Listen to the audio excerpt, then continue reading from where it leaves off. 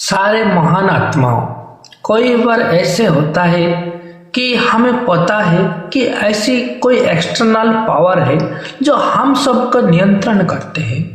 कोई इन्हें ईश्वर कहते हैं तो कोई अल्लाह, फिर कोई यीशु मानते हैं।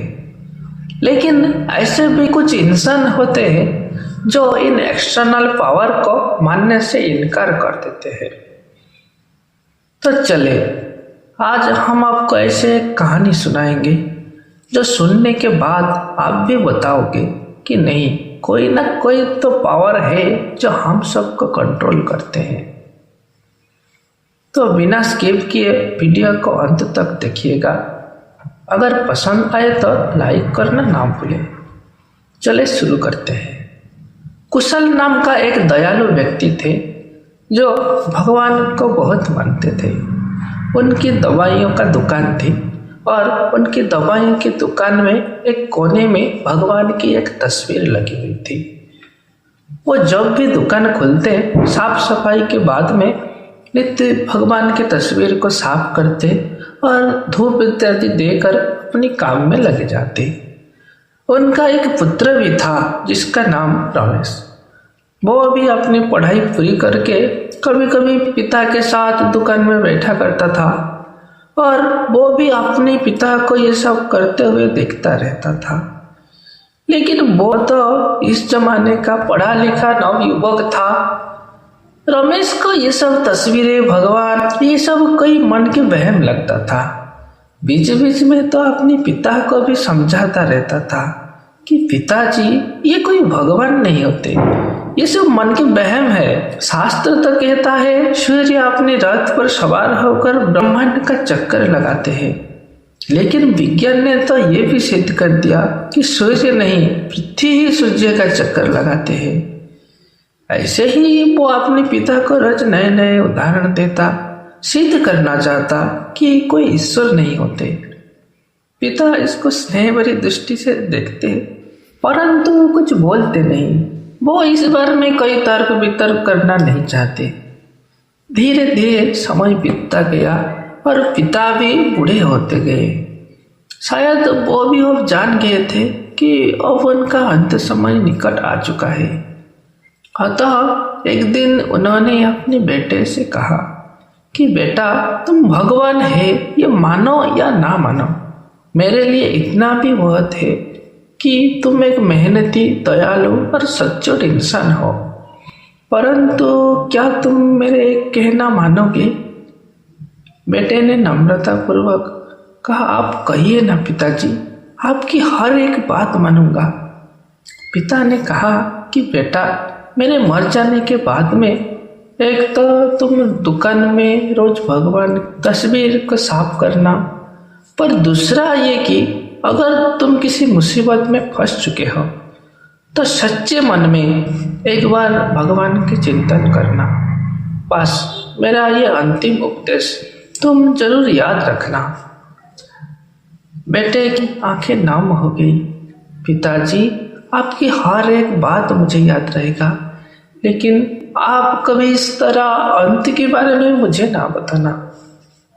दोस्तों, पिता होते ही ऐसे, चाहे कुछ भी हो, लेकिन पिता की होना जरूरी है, क्योंकि जिनका माथे में से ये पिता माता रूपक छतरी टूट गई ना, इनसे अभागा और कोई नहीं होगा।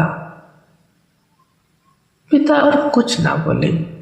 ऐसे ही कुछ दिनों के बाद पिता इस दुनिया में ना रहे। समय गुजरता रहा। एक दिन बहुत बारिश हो रहा था।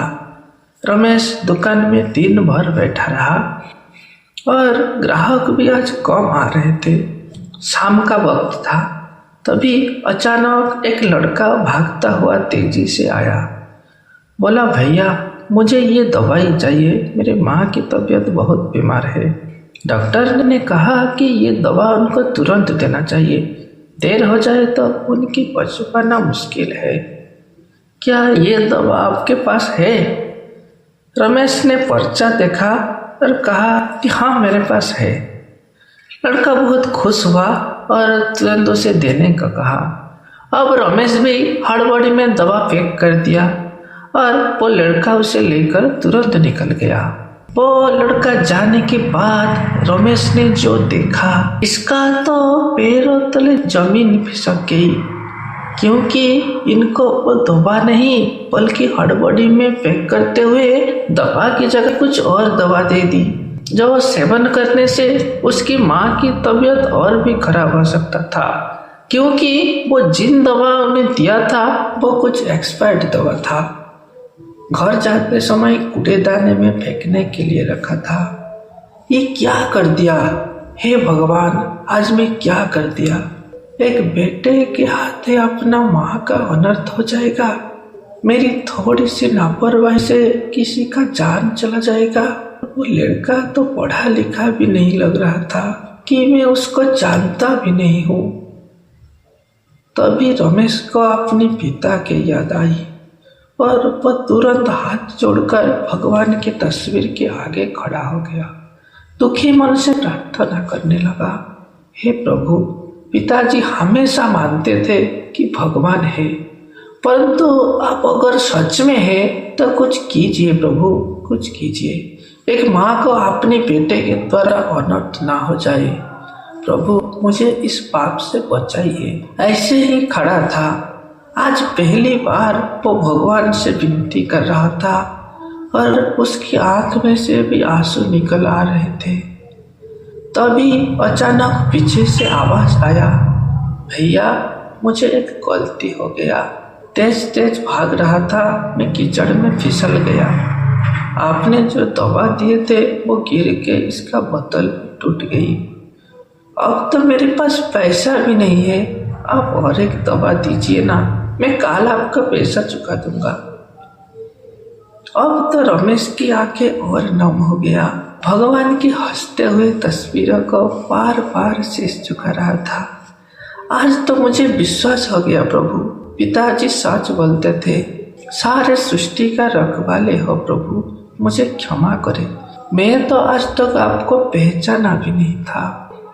फिर वो दवाई रमेश उसको दे दिया, बोले कि तुम्हें इसका पैसा भी नहीं देना पड़ेगा। लड़का खुश होकर यहाँ से चला गया। महान आत्माओं, आप चाहे जितने भी बड़े क्यों ना हो, ऐसा कुछ वक्त आता है ना जब सारे शक्ति विफल हो जाते हैं। हमारी सोच से कोई गुना आगे, सब कुछ निराश होने के बाद भी जो आशा संचार होता है ना, वो है भगवान। चाहे आप अल्लाह बोलो या यीशु, बुद्ध बोलो या कोई, सबका मालिक एक है। अगर वीडियो पसंद आई हो तो लाइक करना ना भूले। ऐसे ही इंफॉर्मेटिव वीडियो और देखने के लिए चैनल को सब्सक्राइब करके हमारे साथ बने रहिए। Thanks for watching.